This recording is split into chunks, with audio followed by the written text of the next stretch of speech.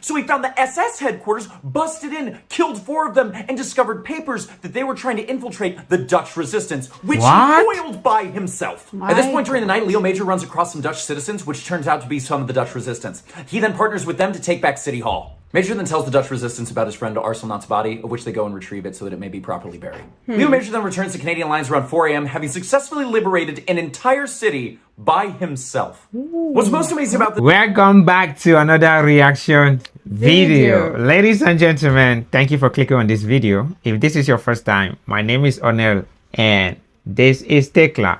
So we are reacting to a very famous Canadian hero and his name is Leo Major. Yep. Yeah, Leo Major. So many people have recommended that, and you know what? You need to check out this hero. Of course. Before we go to react on this video, we have a few people that we want to recommend to comment them or acknowledge them on this channel. We have a few people who have to acknowledge them. Pardon my French. And the first 2 people who are going to be acknowledging are our channel first 2 channel members. The first channel member ever on this channel was Michelle Nobody. I'll be putting the name on the screen if you don't mind. And our second channel member was Chris Walsh 2728, right? Yeah. Yeah, thank you so much. Thank you to the both of you. Thank you so much. Really We are appreciate grateful. it. Our objective is to get 100 channel members. If you don't mind, please, you can join the channel. And we'll start the video as we go. We'll then acknowledge the few other people. Okay. You know what? Let's kick it up. Welcome to Yesterday Today, where we talk about the crazy things that happened yesterday, today. Okay. Yesterday, today. The person we're going to be talking about today is Leo Major. It's like if Rambo and John Wick had a baby that was Canadian and hated the Nazis. Leo Major was born in 1921 to French-Canadian parents. Shortly after that, they moved to Montreal. Leo Major would be the first of 13 children because apparently they were trying to field a baseball team with some spares. Now, Did I hear that he gave birth to 14 children? The first of 13 children. Is that 13 or 14? 13 children. Okay, means that The his parents had 13 children. and he was the firstborn. Yes. Oh my Holy God. I used to kind smoke. of heard like No. he had 13, 14 children. No, the first of 13. Leo Major would be the first of 13 children because apparently they were trying to field a baseball team with some spares. Now, Leo Major left home at around 14 years old to move in with his aunt because his father was, let's just go with mean, because it's way nicer than what he was. Despite his father's behavior, young Leo Major was always trying to make his father... His father was, let's just go with mean, because that's way nicer than he was. Yeah, that's a line. That was a line. How wicked would you be? So wicked they cannot even characterize you as mean. Because it's way nicer than what he was. Despite his father's behavior, young Leo Major was always trying to make his father proud. And because of this, he joined up with the army at 19 years old in 1940, which is like the worst time to join, next to being an American in the 60s and deciding to join. Not only was Leo Major joining the army in 1940, so he was just guaranteed to fight the Nazis, but his first action was actually in 1944 in June. June 6th to be specific, also known as D-Day. During the chaos of the Normandy landings, Leo Major decided then and there, well, this is where I'm going to start being awesome. Leo and his unit started making their way inwards, at which point they encountered a German half-tank, which is like a halfsies tank? Now, Leo sees this and just takes it over, capturing the Germans, including their code books and maps and a whole bunch of other things. The Allies were like, oh, yes, we need that. Now, he decided they needed to bring the whole half-track back with him to carry all the stuff, so he just orders the Germans to start driving towards the Canadian lines. Now, the British and the Canadians see a German halvesies tank just driving towards them, so they start shooting at it. But they keep missing, and so Leo decides, well, there's only one way to let them know this is a good tank, so he gets on the top of it and starts flagging them down to be like, it's fine. His direct quote after that... You know what it means for you to be getting friendly fire just for you to walk on top of the tank and like, nope, don't shoot at me anymore. And the thing is fine. It's fine. Stop, It's y'all. fine. Stop, y'all. This guy is pretty badass. Let's hear his quote after this because I think it's gonna be crazy. It's fine. His direct quote after that was, Thank God the British and the Canadians can't shoot. A few days later, Leo Major was scouting ahead of his unit and he came across an SS patrol. The SS was like the regular Nazis, but if they had extra training and super racism. Now at that point, Leo opens fire on them, killing 4 of them, but one of them, while mortally wounded, throws a phosphorus grenade and it blows up, damaging the left side of his face. Shortly after being injured, Leo Major was taken to a Canadian field hospital where he was given an eye patch so that his left eye could begin to heal. At that point, he said candidly that he looked like a pirate. Now the doctors after that were like, look man, you've been injured, you can go home. To which point he responded, no, I only need one good eye to shoot, which he then proved. I only need one What good are we eye to dealing? shoot. I need only one good eye to shoot. Yeah. Bro, it's like if they injure the other eye, he'll be like, I just need my hands to shoot. That's the thing. What the hell? Holy smokes, as Canadians would say. Bro, Jumping Jesus. what the? How did we not know about this jumping Jesus? The jumping Jesus of Nova Scotia. He responded, no, I only need one good eye to shoot, which he then proved by being a sniper and a scout for the rest of the war. I assume the doctor's checkout had to go a little something like this. Hi, Leo, here's your sling and here's your eye patch. And then he was probably like, what's the sling for? And the doctors had to look at him straight-faced and be like, for your massive balls. Leo Major was then sent back into the field because he decided he hadn't achieved the level of awesome he quite wanted yet. So then he decided to capture 93 Germans by himself on a solo reconnaissance mission. So this is how it goes down. Leo Major is out by himself in the south of the Netherlands. It is cold and it is wet outside. Apparently he is muttering to himself when he sees 2 German soldiers, and then he says to himself, I am cold and wet because of you. Now you must pay. Like the app. 93 Germans, all taken down by one person. Captured! Like you capture them. To shoot down 93 people is easier than capturing 93 people. Yeah, how do you capture 93 people? Even if it's 5 person, Even if it's one on a solo mission, like, yeah, I'm just gonna hang out in the city and see what I can get. Now comes home with 93 Germans. He said, I'm soaking wet because of y'all. If not for this war, I wouldn't be out here getting soaked by cold rain. Holy crap. This guy is defining a Canadian to a different level. Of the Netherlands. It is cold and it is wet outside. Apparently he is muttering to himself when he sees 2 German soldiers, and then he says to himself, I am cold and wet because of you. Now you must pay. Like the absolute king of petty. So Leo captures one of the Germans and decides to use him as bait to capture the other one. Yes, he went fishing with people. But the second German wasn't great at being a fish, so he tried to shoot Leo. Leo then shot him, looked back at his bait, and was like, you're not done being bait yet. Leo then told Bate to take him to his commanding officer. Bate obliged, and by the time they got to the commanding officer was already asleep. So Leo woke him up by putting his gun in his face, which definitely got the message across. Now, just to clarify, at this point, there was one Canadian standing around about 100 Germans, and 3 of them were like, we can nearly kill this guy, right? Which they tried to, but Leo killed them all first. At this point, the rest of the German garrison looked around and were like, we didn't even like those guys. Yeah, we'll come with you. So at this point, Leo starts... What? These Canadians be crazy. Seriously? Wow. I don't know any war hero in my country. Me too. How crazy can it be to capture one person, talk less of 93 people? 3 of them try to unalive him. He's like, nope. Yeah, God, y'all are going to the underworld first before me. And they did. And they did. To the underworld of the deed went. Oh. Walking back the nearly 100 Germans he's captured. And at this point, the German SS sees that their other comrades have surrendered, and enraged, they start shooting at the German Wehrmacht troops that were trying to surrender. This serves as a reminder that during World War II, there were scales of evil, and the Waffen-SS was just the absolute worst. They would even kill their own Germans just to prove a point. As Leo's walking back his now 93 German prisoners, because a few of them had been killed by the Waffen-SS, he's passing a Canadian tank, at which point he says, that's where the SS is, fire. And they do. After the Canadian tank fired at the Waffen-SS, we assume that that's the inspiration that served for the song Raining Men by the Weather Girls. Now, Leo brings back his nearly 2 American football teams of German prisoners, and his people are stunned. At this point, everyone is just so stunned by how amazing Leo Major is, they offer him the Distinguished Conduct Medal, which is second only to the Victoria Cross. He would be the only Canadian to get one during World War II and Korea, but he declines this one because it was going to be given to him by Field Marshal Montgomery, who he deemed as incompetent and in no place to be giving out medals. What? Bro rejects a medal from Field Marshal Montgomery I think Montgomery was the leader of the Allied forces in Europe. At that time. Yeah, during the World War. Mm-hmm. What freaking hell is a British commander? Brett thought he was a crazy person, that he was not deserving of his rank. He deemed as incompetent and in no place to be giving out medals. What? Gosh. Do you know how cool you have to be refusing a medal depending on the person that's giving you? So you are not in no position to give me that medal, so I don't need it. That's harsh. Jesus! That's really harsh. He deemed as incompetent and in no place to be giving out medals.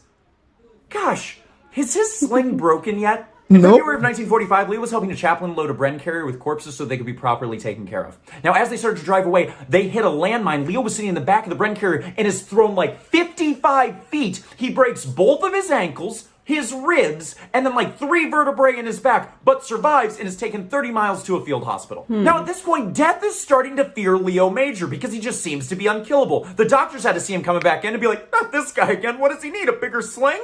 At that point, Leo sat there for 2 months, recuperated, and demanded to be sent back out into the action. He had broken both of his ankles. The things needed to walk. And he was like, that won't slow me down. And it didn't. Now, it's at this point in our story where Leo Major goes from amazing war hero to Call of Duty protagonist. Wow. Leo Major... And you have been watching. Thank you so much. Major. Oh, no. Every Canadian hero, we give you your flowers. And every Canadian serviceman and woman, thank you for your service. Thank you so very much for your service. Oh my God. These people are amazing. Oh my God. First of all, before we continue with the video, we'd like to acknowledge the other people who have been giving super thanks on this channel. Yeah. And the first person who gave us $100 Canadian Yep. super thanks on this channel was Lindsay L1983. Her name is Lindsay L1983, and this is her message when she sent it. She said, love you too. Hope to see videos of you exploring the great country of Canada in the near future. Oh wow. Thank you so much. Thank you so much. Lindsay. Lindsay, we really It's Lindsay, appreciate yeah. you. Thank you so much. So grateful. We are so grateful. And we move to the next person. This next person is Common That person. Common Welder. Oh, wow. We don't know. And I would say, sorry, I was just assume she was Lindsay. I don't know if it's a woman or it's a man. Sorry, the first one. The first one should be a woman. Yeah, The and second one should be a man. Common Welder. Yes. And we don't really know if it's a man or a woman, but this was the message. Thanks. Simple thanks. And we say thank you more for this contribution. Yes. And that was super much. Thank you so much. A lot of encouragement. That's so much encouragement. You guys never know. Even $1 changes a lot for us. And we move to the next person who gave $10, and that's John Minko 5108. John Minko, thank you so much. This is the message that came with it. Thanks for looking at Canada. You know what? Thanks for being Canadian. And thanks, I'm telling you. Thanks for being Canadian. Your country is super amazing. And we would even say thank you for accepting us to learn about your country and even teaching us. Yes, and then the big thanks and the largest thanks goes to our viewers who always come to watch the video, comment, like, share. We are so grateful. Thank you for always showing up. It doesn't mean that if you are not gifting or subscribing to the channel membership, you are not important member of the channel. Very, very important. Yeah, no. We are receiving super important messages on the channel. Yes. That helps a lot to go when harder days to shoot. And we are also learning from your comments. So in that case, we cannot just read all the messages. We're just reading this one because they have been highlighted. But we try our best to reply to all the messages. Yes, right? we try our best. Even though I've been so busy with studies, but I'm done. Yes. We'll see ourselves in the comment section. So thank you guys.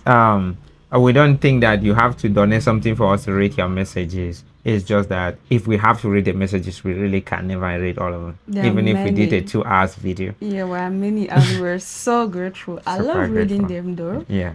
So we are there in the comment section to reply you and all the times.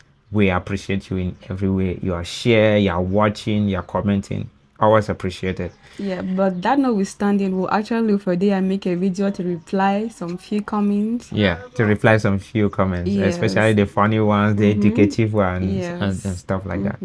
I'm sure it's going to be fun. Yeah. Before we continue, we also want to throw out our hearts to the Canadian families that have been affected with the wildfires. Oh yeah. We have been getting on the news that there's so much wildfire coming from Canada, and we really hope that those of you from the channel and your family members are safe.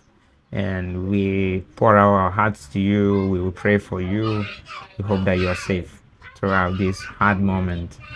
We hope you are safe, and we'd like to hear from you. Write us on WhatsApp if you feel that is okay. If not, let's just talk here. We are grateful. Very grateful. No, this video is about Leo Major. Oh, and we are enjoying it. Canadians are great. Thank you, Canadians. And it didn't. Now, it's at this point in our story where Leo Major goes from amazing war hero to Call of Duty protagonist. Leo Major's best friend Willie Arsenault volunteered to scout the city of Zwolle, Netherlands. The Canadians had planned to use an artillery strike to rid it of the Germans, but that would have destroyed a lot of the city in the process. Both Leo and Willie decided that they didn't want to see the city destroyed, so they're like, why don't we just take it by ourselves? There's 2 of us. On the night of April 13th, 1945, Arsenault and Major began to sneak their way through the outskirts of the city. Now, as they were going through the trees, at one point, one of Arsenault's bags, specifically his grenade bag, made a jostling sound. The German sentries heard it. They shot and killed him immediately. Little did those Germans know it, but that was the worst and last mistake of many of their lives. At that point, Leo Major returns fire, killing 2 of the Germans, but a few of them escape in the car. At that point, he takes Arsenault's machine gun and his grenade bag and begins making his way towards the city. And vengeance! Now at this point, Leo Major switched from Bruce Banner to the Incredible Hulk. He notices a German car, sneaks, sits in the back seat, and puts a gun to the driver's head and says, "Take me to your leader." What? Which is a crazy thing to say. He also relieves him of his machine gun, so at this point, Leo Major has 3 submachine guns. The German driver very quickly realizes that he is not the protagonist of our story. He is a background character that could be easily eliminated. So he listens to Leo Major and drives into the center of the city at a bar where their commander had been sitting. Our French-Canadian hero Leo Major takes his hostage into the bar with him, sits down with the German officer, relieves him of his handgun, and turns out that German officer also speaks French. Relieves him of his handgun, like, hand me over your gun, man. Hand over the gun. Let me have Relieves him of his handgun. I like the choice of words on that one. Let me have your gun. Bro is running around the city being Rambo, acting Call of Duty, at the same time being the Incredible Hulk himself. Sits down with the German officer, relieves him of his handgun, and turns out that German officer also speaks French. Wow. During their conversation, Leo Major tells the German commanding officer that they are planning to shell the city the next morning, and not so subtly hints that he should grab all of his Germans and leave, at which point he then hands him back his handgun as a sign of good faith. Just to clarify, he threatened a guy and then gave him a gun.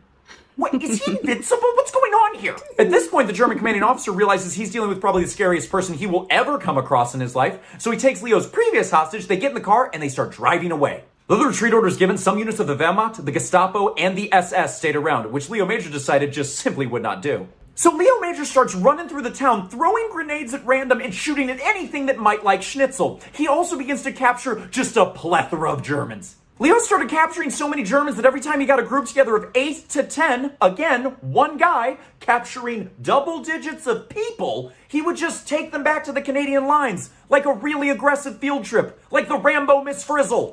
He did this 8 to 10 times, capturing anywhere from 64 to 100 Germans, again, alone. During the night... Seriously? Yes. Crazy. Yes. Crazy. Yes. Yes. I give you that. I give it to you, Canadians. Yes. I tell you.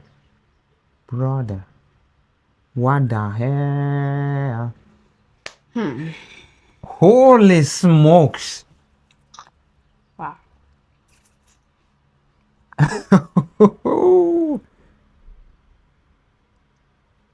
100 people. 64 to 100. Alone. From 6 to 100. By Germans, one person. again, alone. During the night, Leo found a Gestapo headquarters, which were the German secret police, and he just burned down their headquarters. Because why not? Why not? After lighting the German secret police headquarters on fire, making it a beacon, which is just so funnily ironic, he then decided, wait, there's still some SS guys. Better go find them and kill them. So he found the SS headquarters, busted in, killed 4 of them, and discovered papers that they were trying to infiltrate the Dutch resistance, which he foiled by himself. At this point during the night, Leo Major runs across some Dutch citizens, which turns out to be some of the Dutch resistance. He then partners with them to take back City Hall. Major then tells the Dutch resistance about his friend Arsenal's body, of which they go and retrieve it so that it may be properly buried. Leo Major then returns to Canadian lines around 4 a.m., having successfully liberated an entire city by himself. What's most amazing about this story is the Germans that were captured or retreated, because no one would ever believe their story. So let me get this straight. You're telling me that a Canadian pirate made a machine gun jacket, carried around a sack of grenades, invaded an entire city by himself, made everyone think it was a full army, captured 100 people, killed the worst of the worst, and then went home. Major was yet again offered the Distinguished Conduct Medal, which this time he did accept. And that would be the end of his World War II antics. That's really What? Totally unbelievable. But it's true. Totally unbelievable, but it's true. Yeah. There are just some things you find it hard to believe, but you know they are true. Deep down, you know they're Deep true. down, you know that's a fact. If not, people wouldn't be talking about it. And he did accept. And that would be the end of his World War II antics. Until the Korean War, where he fought up 10,000 Chinese with 20 soldiers when he was told to retreat, but didn't and won. Okay. I thought bro was done with this movie he was acting. Until this one. 10,000 Chinese with 20 soldiers. Wait. Just take 10,000 divided by 20. Yeah, that's like 1,000 divided by 2. That's 500 for each person. 500 people against one person. That's a whole definition of Canadian spirit. But didn't and won. Does this guy, what is he drinking? What's he got? I need protein by Leo. It would be a big thing. Anyway, after fighting off an army 500 times his size, he was given yet again another Distinguished Conduct Medal, which he accepted, being the only Canadian to get a Distinguished Conduct Medal in World War II and in Korea. Wow. Just amazing. Very On October 12, amazing. 2008, death approached Leo Major once more and politely asked if he wouldn't mind just going with him this time, but it's okay if he says no, in which Leo Major replied, that'll be okay. Leo Major died on October 12, 2008 at 87 after living a full and amazing life. Thanks so much for watching Yesterday Today. If you liked the video, feel free to subscribe. When I was already born. 2008. 2008, I was a young man. Young man, striving. I thought this is one of those stories of 1750. Yeah, the thing. Wow. It really lived up to 2008. Telling you, oh my God. Jesus Christ. Wow, this is amazing and surprising. I didn't think I was going to hear maybe he died in 1990. Just to hear No. 2000. Nah. Leo Canadians. Major, thank you. Thank you so much. Please. We want to get to 100 channel members. You can just click the join button on there and then you join the channel support if you really don't mind. We want to get to 100 members and we're already 2 down. Yep. Remember that 98 members of the channel. Yeah, so please be part of the family. Please make sure that you are the 3rd member. Let's see how this goes. Yes, make sure that you are the 3rd member. Thank you. Thank you. We are so grateful. Love you, Always. Canada. So Respect much to all Canadian servicemen and women. out there. Bye. Bye.